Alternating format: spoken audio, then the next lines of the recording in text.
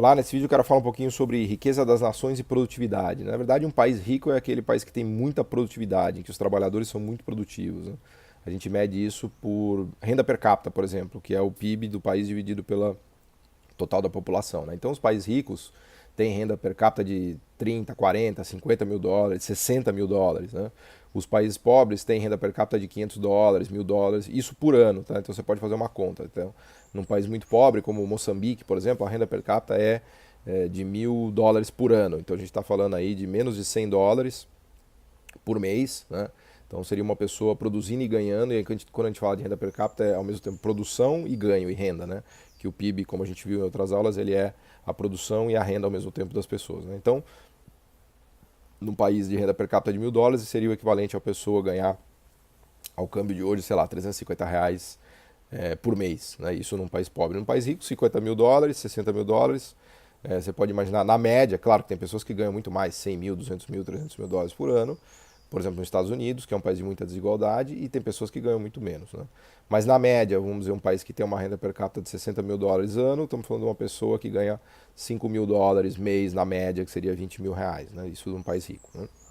E os países de renda intermediária têm uma renda per capita mais ou menos na casa de 10 mil dólares. Pouco mais, pouco menos, 8 mil dólares, 12 mil dólares. O Brasil está mais ou menos com 10 mil dólares.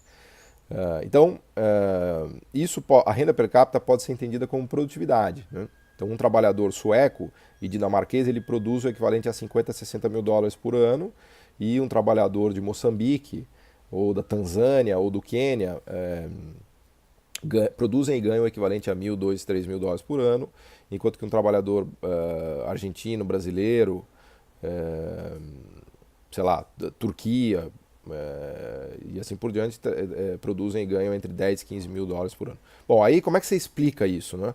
Como é que você explica essa alta produtividade dos nórdicos, por exemplo, essa baixa produtividade dos africanos e a produtividade intermediária dos latino-americanos? É uma explicação simples, né?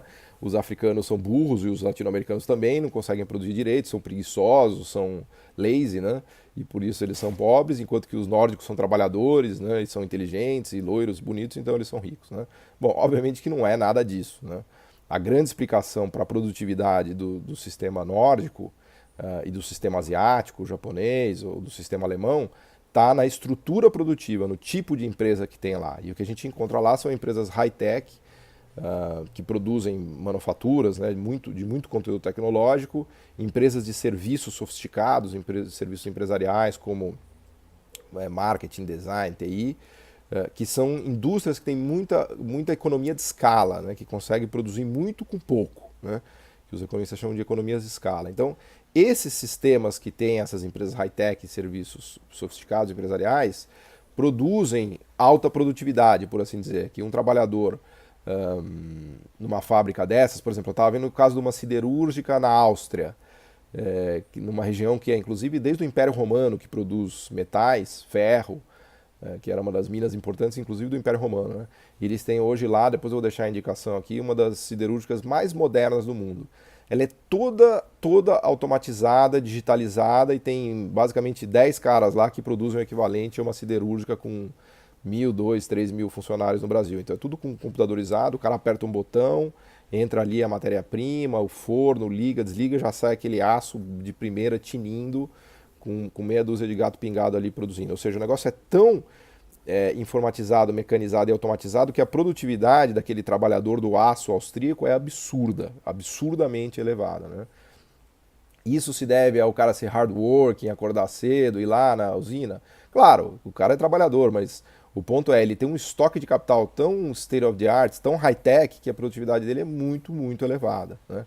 Você compara isso com o africano, que tem que pegar o que ele produziu lá na roça de subsistência dele, botar nas costas, caminhar numa estrada de terra, levar até um centro urbano para conseguir vender. Então, quando você faz a conta da produtividade, você vê que não fecha, né? Então, os países pobres e emergentes não têm produtividade, têm baixa produtividade, porque o sistema produtivo deles é muito ruim. Tem só indústrias low-tech, serviços tradicionais, padaria, restaurante, corte de cabelo. As indústrias produzem coisas de muito baixa qualidade, tem pouca economia de escala, pouca economia de escopo, pouco espaço para inovação tecnológica, para ter learning by doing, para aprender no processo produtivo e construir coisas sofisticadas, né? Então, a produtividade baixa desses países não está no indivíduo. Não tem nenhum problema no indivíduo, não tem nenhum problema com o brasileiro, com o moçambicano, com o angolano, quando comparado com o japonês, com o austríaco, com o alemão. O problema está no sistema produtivo, claro. E aí, como país, né, esses países não conseguiram construir um sistema produtivo tão sofisticado.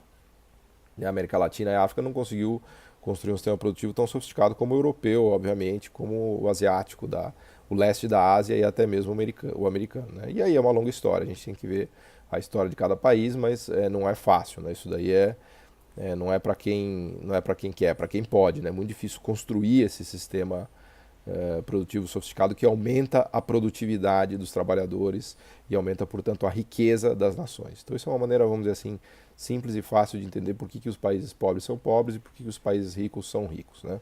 A riqueza deles tem a ver com a produtividade do trabalho dos trabalhadores, que tem a ver com a produtividade do sistema produtivo, que tem a ver com a sofisticação das empresas lá existentes. Né? Se tem empresas high-tech, serviços empresariais sofisticados, o país tende a ser rico. Né? Se tem empresas low-tech, serviços tradicionais, o país tende a ser pobre.